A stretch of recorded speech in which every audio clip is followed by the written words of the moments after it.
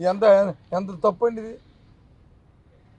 వృద్ధులు చిన్నారులు చనిపోవడం అంటే ఇది ధర్మం అండి రాజమండ్రిలో?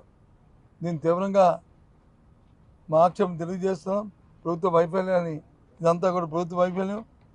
డైరెక్ట్గా చెప్పాలంటే ప్రభుత్వం నిర్లక్ష్యం వల్ల జరిగిన ప్రభుత్వ హత్యలు లేదు. ప్రభుత్వం తాను నిర్లక్ష్యం, అధికారులు వచ్చి నిలబడడం వల్ల వాళ్ళ మీద చర్యలు తీసుకోవడం కాదు. దీనికి సంబంధిత అధికారులు ఎవరు ఉన్నారో అందరి మీద కలిపి